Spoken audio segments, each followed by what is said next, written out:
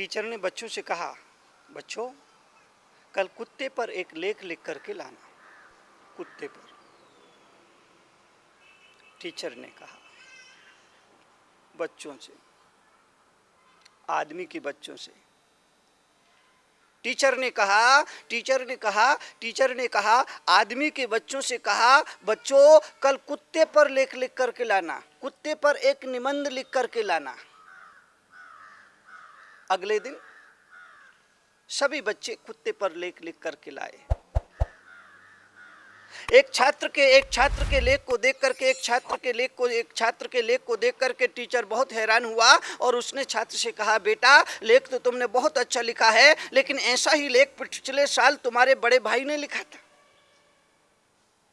एक छात्र के लेख को देख करके टीचर बहुत हैरान हुआ, टीचर बड़ा हैरान हुआ और उसने छात्र से कहा कि बेटा लेख तो तुमने बहुत अच्छा लिखा है, लेकिन ऐसा ही लेख पिछले साल तुम्हारे बड़े भाई ने लिखा था, उसमें और इसमें कुछ भी फर्क नहीं है। तो छात्र ने कहा, सर कुत्ता तो वही है, तो लेख दूसरा कहां से लिखे? तो छात्र ने कहा, तो विद्यार्थी ने कहा कि सर कुत्ता तो वही है, तो फिर दूसरा लेख कहां से लिखे? उसी कुत्ते पर मेरे भाई ने लेख लिखा था, उसी कुत्ते पर मैंने लेख लिखा है, कुत्ता तो वही है, तो फिर दूसरा लेख कहां से लिखे, दूसरा निबंध कहां से लिखे? आचार्य कुंद कहते हैं, बस यही जीवन का सच है। जैन धर्म का एक महान ग्रंथ कभी पढ़ने की कोशिश करिए, कभी उसको समझने की कोशिश करिए, कभी उसके चैप्टर पर, जीवन पर विचार करने की कोशिश करिए। आचार्य कुंद के द्वारा लिखा गया महान ग्रंथ समयसार, आचार्य कुंद के द्वारा सृजित महान ग्रंथ समयसार भी यही कहता है कि हम भी एक ही कुत्ते पर लेख लिखे जा रहे हैं। भोग और विलासता का कुत्ता, काम और वासना का कुत्ता, बंद की कथाएं, ये वही कुत्ता है। जिंदगी नहीं जिंदगियों से, जीवन नहीं जीवनों से हम एक ही कुत्ते पर बार बार लेख लिख रहे हैं, एक ही कुत्ते पर बार बार लोग लेख लिख रहे हैं, और वो कुत्ता है काम और भोग का कुत्ता, काम और बंद की कथा का कुत्ता, जिन पर हम बार बार लेख लिख रहे। पचेंद्री के विषयों का कुत्ता,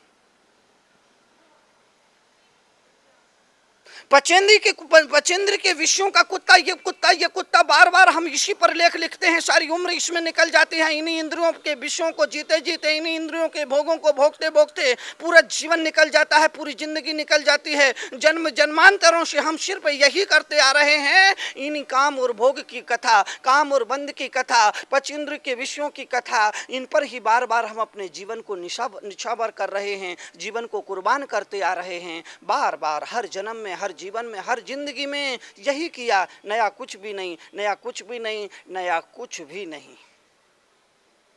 आदमी के पास जीभ है, खाने पीने का चक्कर है। रचना, ये जो कोठरी के अंदर बैठी है जीभ, रचना, इसको मैं लीलाबाई कहता हूं। आदमी के पास रचना है, आदमी के पास रचना है, आदमी के पास रचना है, आदमी के पास जीभ है तो खाने पीने का चक्कर है, आदमी के पास आंख है तो रूप लावण्य के दर्शन का चक्कर है, आदमी के पास जो भी इंद्रियां हैं, हर इंद्रिय का अपना एक चक्कर है। नाक है तो तेल फुलेल का चक्कर है, गंध और सुगंध का चक्कर है। जीभ है तो खाने पीने का चक्कर है, जीभ है तो खाने पीने का चक्कर है, आंख है तो रूप लावण्य के सुंदरता के दर्शन करने का चक्कर है, नाक है तो तेल फुलेल का चक्कर है, चंदन और सुगंध का चक्कर है, कान है तो गीत और संगीत का चक्कर है, लय और ताल का चक्कर है, मुख है तो भाषण का चक्कर है, मन वचन काया के चक्कर में चकराते आदमी का नाम घन चक्कर हो गया। याद रखना, निवेदन करना चाहता हूं कि रचना इंद्री, घ्राण इंद्री, चक्षु इंद्री, कर्ण इंद्री, इन इंद्रियों के चक्कर में चकराते, पांच इंद्रियों के चक्करों में चकराते, नाम के चक्कर में चकराते, कान के चक्कर में चकराते, आंख के चक्कर में चकराते, मन वचन काया के चक्कर में चकराते आदमी का नाम घन चक्कर हो गया। ये आदमी ना रहा, घन चक्कर हो गया। सारे दिन इधर से उधर डोलता रहता है, सिर्फ पचेंद्रियों के विषयों की पूर्ति के लिए, काम भोग और बंध की कथा के लिए। आचार्य कुंद कुंद कहते हैं,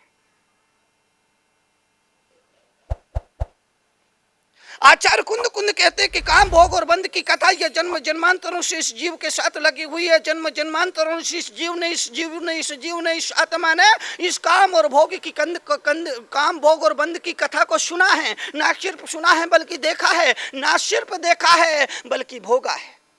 काम भोग और बंध की कथा ये जन्म जन्मांतरों की मनुष्य की पूंजी है। एक ही कुत्ते पर बार बार, एक ही कुत्ते पर हर बार, एक ही कुत्ते पर हर जिंदगी में लेख लिखा जा रहा है। कुत्ता तो वही है तो लेख भी लगभग वही है। मन वचन और काया के चक्कर में चकराते चकराते आदमी घन चक्कर हो गया।